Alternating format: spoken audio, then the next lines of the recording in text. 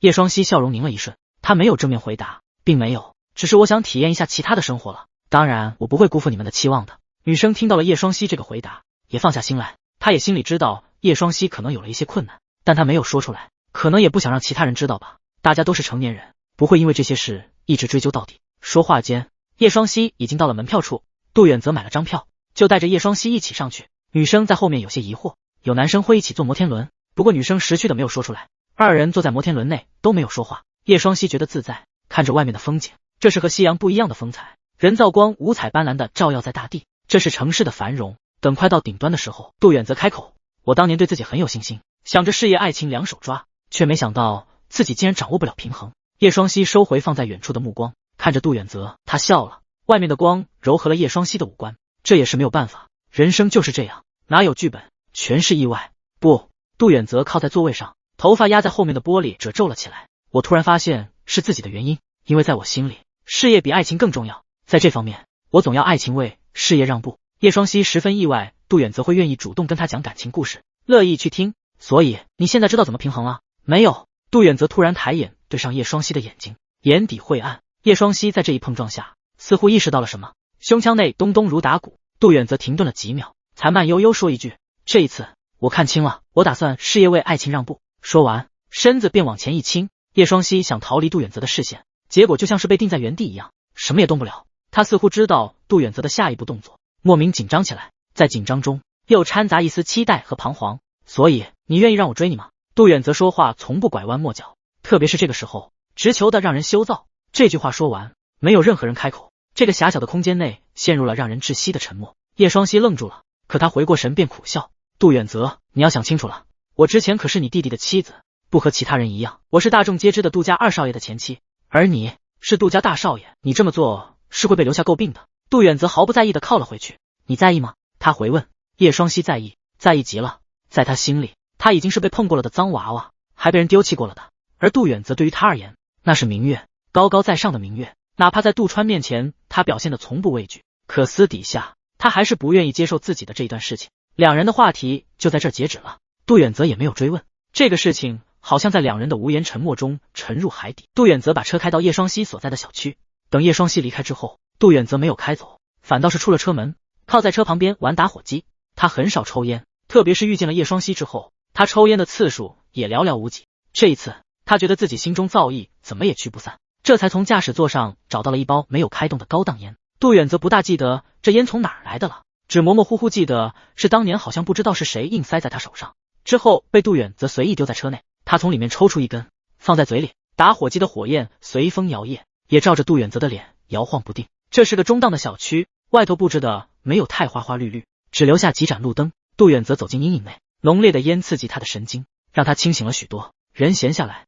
就容易回想事情。杜远泽记得当时在摩天轮上，叶双熙那副欲言又止的表情，他就知道他在意，而且在意极了。但杜远泽不是一个知难而退的人，反而越挫越勇。可情感问题上，他一直都顺风顺水。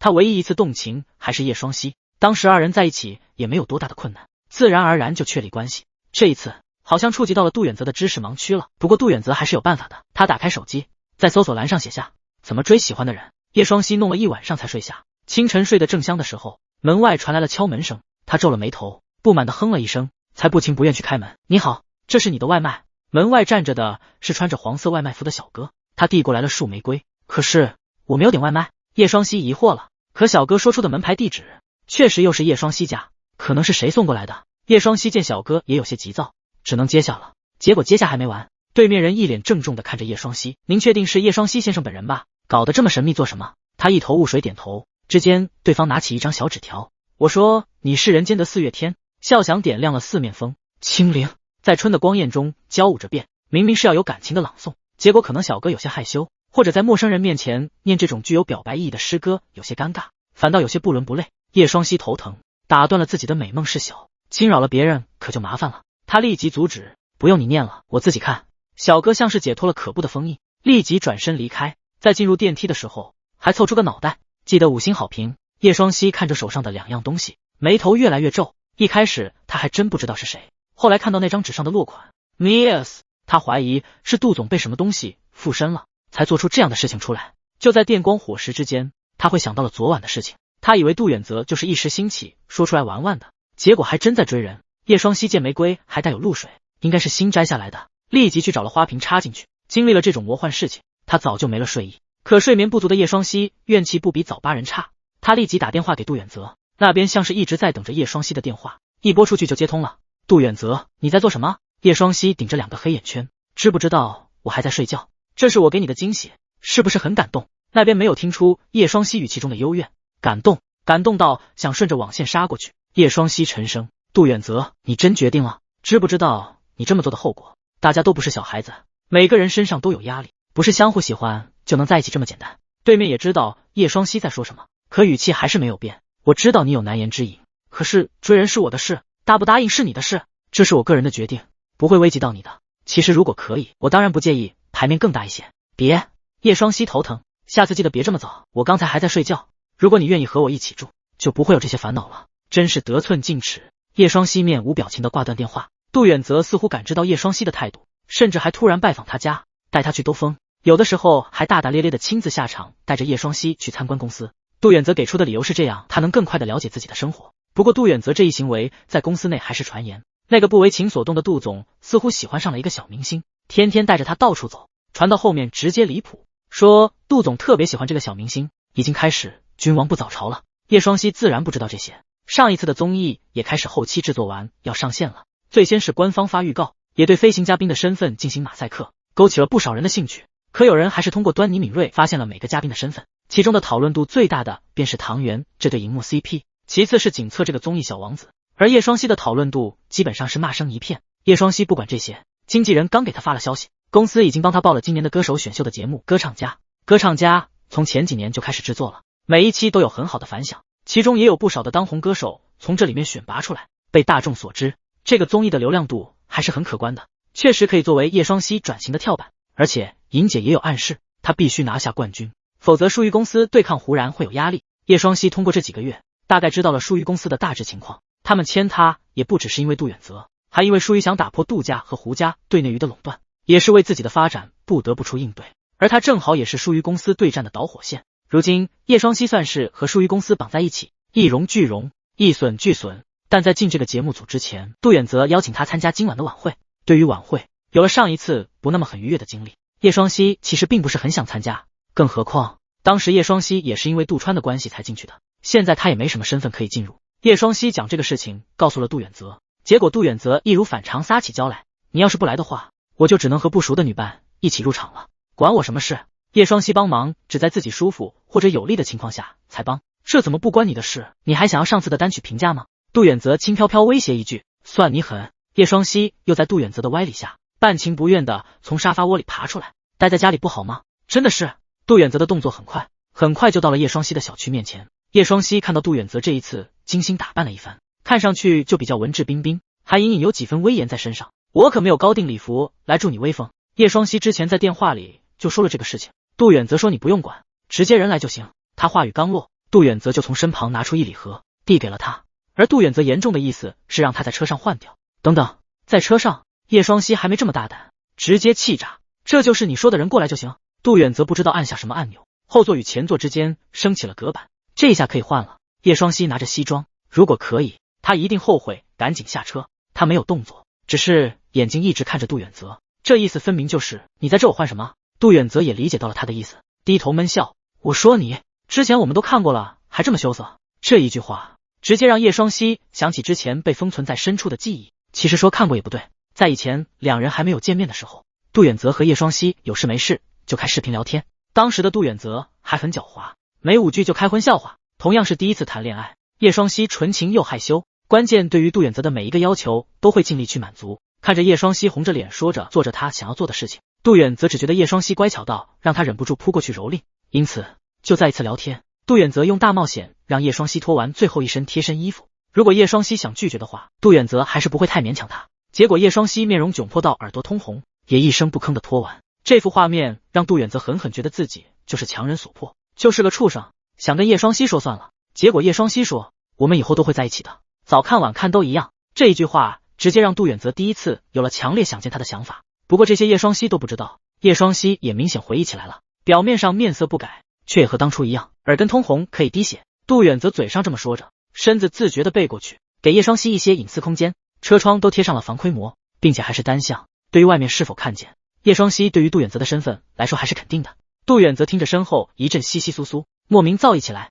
只能强迫自己回想其他事情来分心。等身后的人说好了之后，他才睁眼。叶双熙换下了长服，穿上了高定西装，只是因为空间比较狭窄，身上的衣服领口有许多褶皱，他惊异地发现这身西装十分服帖，就好像是量身定做一样。叶双熙思绪纷飞，完全不知道身旁人看着他领口的大片褶皱忽地沉了眸色。领口有一点偏大，衬衫叶双熙并没有全部扣起来，留下顶端的2个扣子，露出了他大片的肌肤，身上的锁骨也若隐若现，加上聚在一起的皱褶，反倒有种朦胧的勾引。杜远则看了几眼，就直接上手为他整理。叶双熙正沉浸在这身西装的合身之中，下一秒身旁出来身影，紧接着一股松木味传入他的鼻内，他当时就背脊紧绷，大气不敢喘。杜远则也只是给他整理领口，并没有看到叶双熙脸上的薄红。叶双熙听到杜远则说了句什么话，但声音有些小，没有听清，他下意识反问一句。杜远则把那2个纽扣扣得严严实实，我有点后悔了，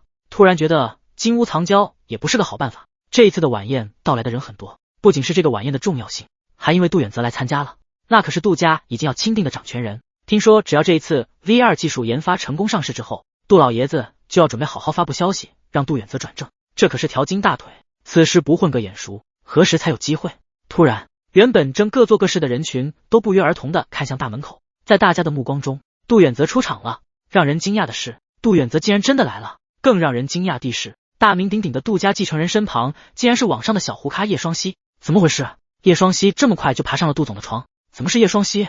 舒怡公司为了捧红叶双熙也是下了血本吧？怕不是用了什么手段吧？能用手段的人很多，能不能用上又是一回事。大家看向叶双熙的眼神中带有惊羡、嫉妒，甚至还有厌恶，总之各色各样的眼神都有。叶双熙早就对于这种眼神麻木了，毫不在意地走上了中心，像是要打所有人的脸一般。杜远则停下，俯身对着叶双熙说，能否邀你跳一支舞？大家都震惊了，这位杜总似乎对这个小胡咖还有几分认真，难道大家都凝聚成了一个不可思议的想法？可下一秒又戳破了，不可能，叶双熙可是他弟弟的前妻，他和小杜总闹得这么难看，还被小杜总的好朋友给点名针对，怎么可能会这么做？叶双熙微笑着应下，二人一人黑色，一人白色，在舞池中随着音乐声舒展着自己的动作。舞池还有一束追光灯照在他们二人身上，如此高调的出场吸引着全场人的注意。等跳完舞，杜远则去应对一些老客户，而叶双熙则去了角落里拿着蛋糕。其实叶双熙同意和杜远则来这儿的吃食也是一部分原因，因为供应这儿的蛋糕都比较贵，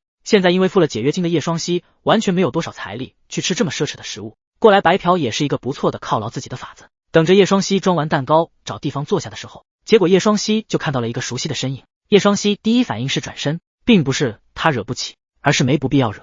可那道身影也看见了叶双熙，他立即往叶双熙方向移动，一看就是不想放过他。唐元没想到这么快就碰上了孤身一人的叶双熙，当时叶双熙和杜远则跳舞的时候，他就已经极度的要滴血了，更加上上一次综艺里的仇，他明明只是想在综艺里宣传一下自己的剧，结果被叶双熙一搅和。网上的评论也瞬间倒戈说情侣就是块绊脚石，说他不懂大体，原本就是花重金获得的宣传位，没有宣传到位不说，还给自己添加了黑历史。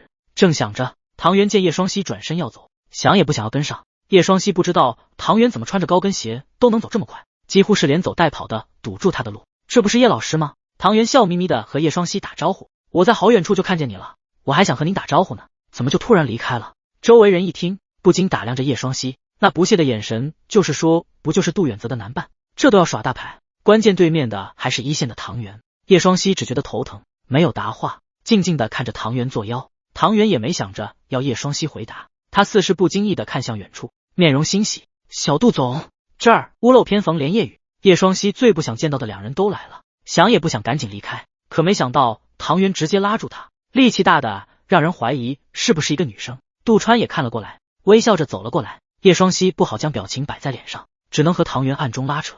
等他从唐元的束缚中出来，杜川就已经走了过来了。小唐，怎么了？杜川看了眼旁边不出声的叶双熙，小希也在啊，好久不见，看来过得还算不错。确实不错，在你好朋友的手下过得很不错。叶双熙心里腹诽一句，既然这样的话，我就不打扰你们二人的甜蜜世界了。叶双熙露出标准的营业微笑，没关系的，小唐一直都很喜欢你，我们可以坐下来好好聊聊。谁想和你聊？叶双熙笑容不减，杜川虽然没有杜远泽原有权重，他还是在圈内算上等的，不缺人关注。周围人对于他们三人的暗中的波涛汹涌看得一清二楚。叶双溪不就是杜川的前妻吗？他怎么和杜川聊得这么开心？别说了，那个唐媛可是杜川最近的新欢。啧，这关系真复杂。旁人的声音不大不小，但能清晰地传进叶双溪的耳朵里。他并不想和杜川扯上任何关系，皱眉想离开，不过已经被盯上了，哪有这么容易离开？叶双溪正无计可施时，身后传来一阵风，真是好一段姐妹情深的戏码，我真是要看吐了。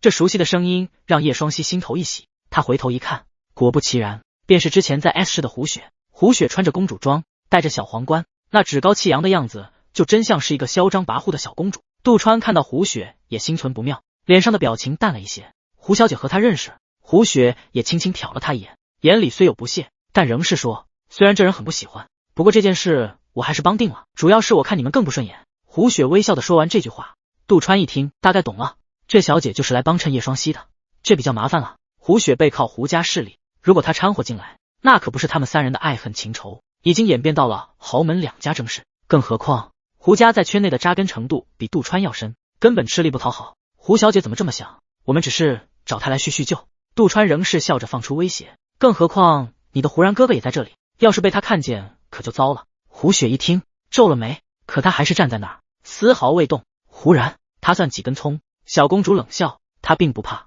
只是觉得好笑。胡雪恃宠而骄的背后可是外祖父，才不是什么天之骄子胡然，更何况他还不喜欢他。胡雪虽然年纪小，但还是对于圈内事情知道一二。胡然和杜川玩得好，他不喜欢胡然，便也连带着杜川不喜欢。至于身边的叶双溪，既然杜哥哥喜欢他，那也就勉为其难的帮他一把，别给杜哥哥惹祸就行。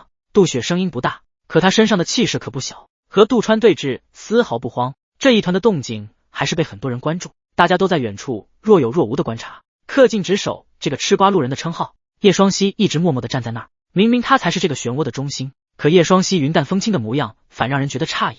他心里思索着，自己也只是陪着杜远泽而来，没想到闹了这么大动静，以后不管是什么条件还是不来了。正这么决定了的时候，身后传来一道声音：小溪，你怎么在这儿？杜远泽来了。不远处的胡然也随身而来。好了，重要角色都到了，可以开席了。开玩笑。杜远泽和别人闲谈之后，一直都没找着叶双溪，怕有危险便四处走动。听到有些人小声讨论某一件事情，一听才知道叶双溪遇见了杜川，这和上次的剧组又不一样。要是杜川有意让叶双溪难堪，叶双溪一人也难以招架。他随着人流的讨论声一路找了过去，还没看见叶双溪，就听见胡雪的跋扈的声音。他这才看到叶双溪，叶双溪听见了他的呼唤，回了头。在众人的恶意猜测中，叶双溪还是同以往样平静的，让人感叹他内心强大。那一双偏琥珀色的眸子看着杜远泽，让杜远泽内心顿了一瞬。周围的声音弱化到听不见，眼前的世界只有叶双溪姣好的面容。杜哥哥。同样听到杜远泽声音的胡雪瞬间喜笑颜开，一路小跑到杜远泽身边，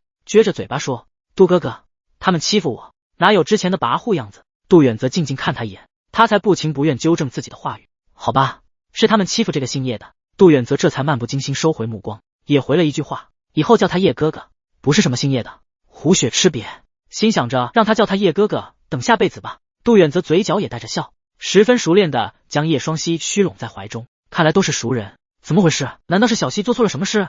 杜川也虚与委蛇，客套一句：没有，只是我们想找小溪叙个旧，可是小溪看起来似乎不是很情愿的样子。你们也知道他不情愿。杜远泽看到叶双溪的胸针要掉了，自己动手为他重新别上，怎么还强人所难？强扭的瓜不甜，我想你应该知道这个道理吧。杜川凝了一瞬，像是想到了什么事情，面上的笑意完全不见。这些我都知道，只是没有说出来。杜远泽也向过来的胡然点个头，准备离开这个是非之地。小溪对于这些无所谓，可他终究见不得别人往他身上泼脏水。对了，杜远泽微微转头，睥睨杜川：小溪不是你能叫的，下次见到他你要叫。杜远泽停顿了一下，轻快笑了一声：嫂子。这句话无疑就是个重磅炸弹。杜川也大概猜测到他俩的关系，可在正主口中承认，效果还是不一样。你疯了！杜川阴着脸，也不管什么长兄礼节，下意识说出口。杜远泽声音不大，可周围早就围了一群人，最近的人也听清了他所说的，纷纷和旁人讨论。先不说这个不近人情的杜远泽动心喜欢一个人，就单指叶双溪和他们的关系就十分复杂了。叶双溪是谁？那可是杜川的前妻，杜远泽的前弟媳妇。现在他亲口说这个前弟媳妇要成为杜川的嫂子，这可真是豪门混乱。虽这么想，旁人都是聪明人，心里想这么多，但每一个人说出来的，我清醒着。杜远泽原本不想接杜川的话茬，可看到自己身旁的叶双熙听到这句话，下意识扶额，就很有恶趣味。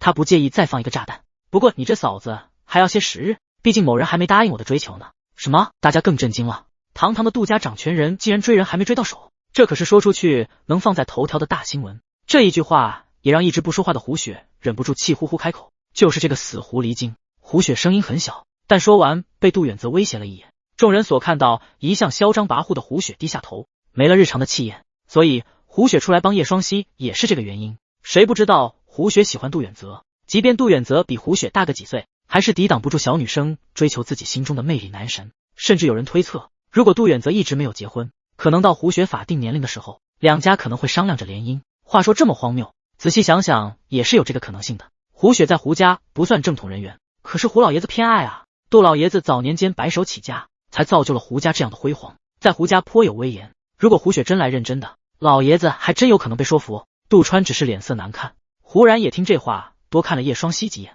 似乎是想看看叶双熙有什么招数，竟然迷惑了这个精彩绝绝的杜远泽。情绪最为激烈的莫过于唐元，他是主动和叶双熙结仇，底气也完全靠的是身旁的杜川。要是叶双熙真的成了杜远泽的人，那第一个报复的不得是他。到时候杜川说抛弃就抛弃，他的大制作资源不得离他而去。场上的人各怀心思，有些轻看叶双熙的一些人也重新审视叶双熙。叶双熙虽然不在意这些言论，可全场的目光毫不掩饰打量着他，还是不自在的。他暗中拉着杜远泽的衣角，说够没？赶紧走。叶双熙轻声说好。杜远泽心情不错，便带着他的心上人离开这个被他搅得混乱的场地。深藏功与名，叶双熙出了大门，紧绷的背忽然就放松下来。你莫名其妙说这些做什么？这对你的名声不好知道吗？他乒乒乓乓打开了话茬。杜远泽以为叶双熙开口就是骂他自作多情，或者说他想撇清和杜远泽的关系，但都不是。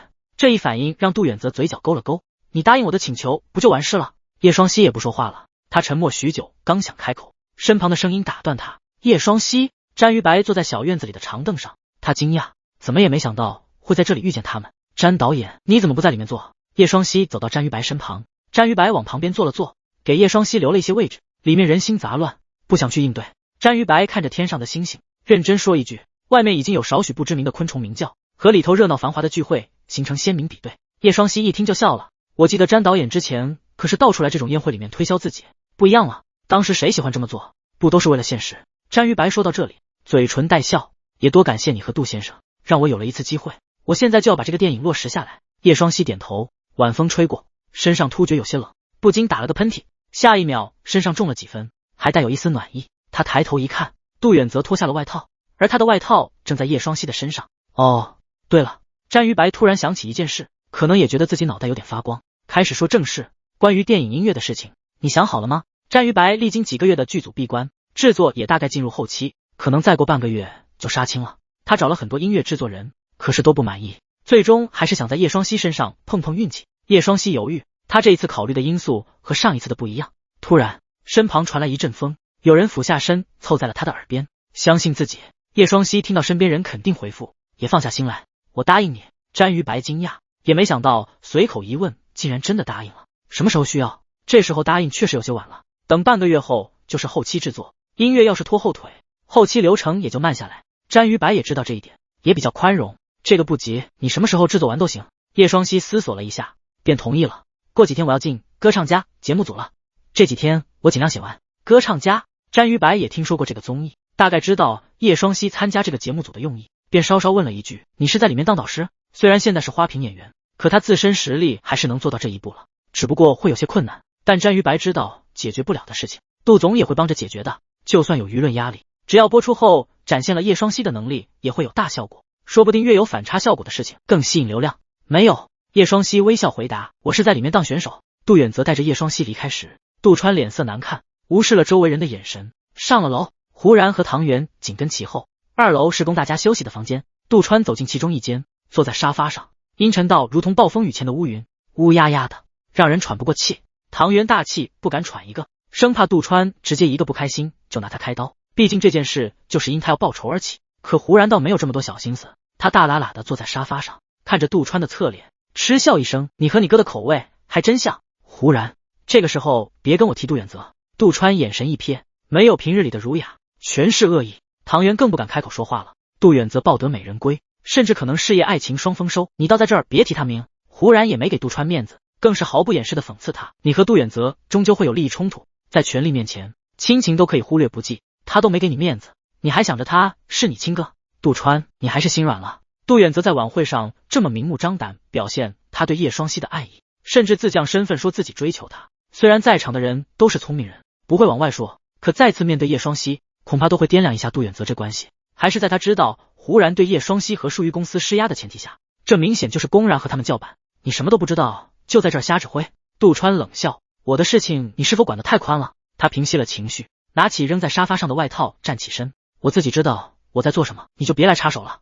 我不帮你，你真能得到你想要的。胡然也站起身，二人沉默对峙。唐渊在一旁只想着赶紧离开。果然有句话说得很对，你在这方面比不上杜远泽，况且你不也是想得到掌权人这个位置很久了吗？难道蛰伏这么久，你就要临阵脱逃了？胡然看出劝动了杜川，笑着说，杜远泽也不是没有办法打败的，突破口在叶双熙身上，今晚这一举措是败了他们的士气，可对于他们也是危机四伏。如果叶双熙捧高后摔下来，连带着杜远泽这边也得不到一丝好处。我记得叶双熙好像参加了歌唱家的综艺节目。杜川沉思说。忽然见杜川开口了，懒懒靠在沙发扶手，嘴边仍是不羁的笑。你瞧，这不就有机会了？他说着看向了一直努力当背景墙的唐元。唐元背后一冷，他感觉自己有些大事不妙。叶双熙这几天窝在家中，加班加点的写谱子。詹于白说他不急，可总不能为了他一人等上好几个月吧。不过叶双熙之前也看过剧本，也对于这题材的内容有一些创作思路，制作起来不算太难。在最后几天时间把音乐主题曲和插曲做了出来，等他发给詹于白后，直接躺床上睡了一觉。这一次睡觉时间格外长，等他再次醒来，窗外还是晚上。叶双熙看了手机时间，睡了一天了。他这几天过得和山顶洞人一样。等他打开聊天软件时，杜远泽一个电话打了过来。你知道你回来之后几天没理我了？杜远泽一开口就是兴师问罪。叶双熙算算时间，确实很长。他打趣一声，也没见你这几天主动找我。杜远泽那边叹了口气，他说，我记得你后天要进组了。叶双熙心中算了下时间，确实是的。那就劳驾叶先生能否屈身陪我看个电影？电话那头话语染着笑意，叶双熙也勾着笑。你在哪？你家楼下？叶双熙心咯噔一下，下意识问，你等了多久了？他要是不醒来，杜远泽不就今天白来了？没多久。杜远泽抬头看着亮着灯的房屋，他其实每晚都站在这儿，等到今天才看到房间内亮了灯，这才给叶双熙打了电话。叶双熙打着电话，手上动作不减，他换衣物，手机随意放在床边，谁也没有说话，但也没有挂电话。杜远泽听着那边窸窸窣窣的声音，莫名想到前段时间的车上换西装，心中有些躁意。那边窸窣声停止，好了。杜远泽声音有些阴哑。叶双熙没有注意到杜远泽的语气变化，他关上房门，按了电梯。不多时，叶双熙见到了楼下的杜远泽。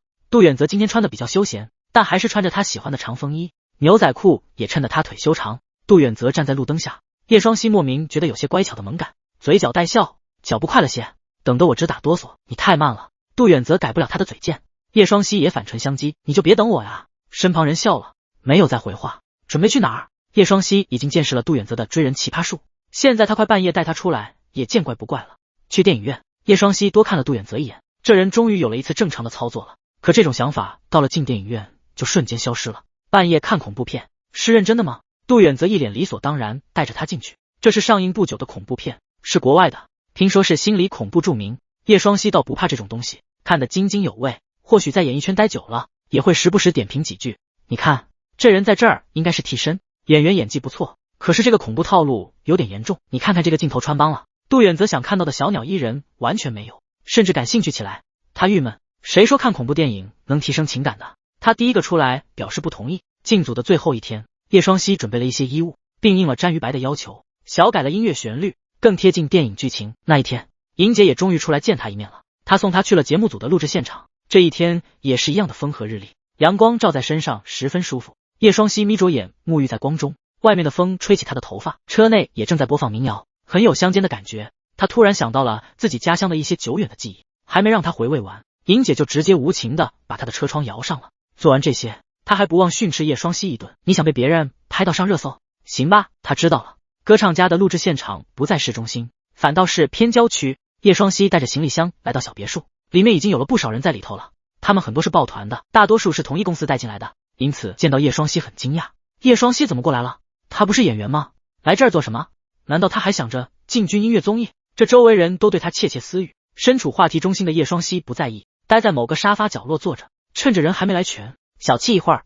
不过这群人都是素人或者进公司不久的新人，里面知名度最高的就是叶双熙，哪怕知道他的各种黑料，也不免有些仰望，甚至讨好。叶前辈，您这么睡着不舒服，我带了折叠椅，这个舒服一些。一个戴着圆框眼镜的内向男孩凑在叶双熙身边，小心翼翼说着这句话，生怕不小心惹怒了这位大佬。谢谢。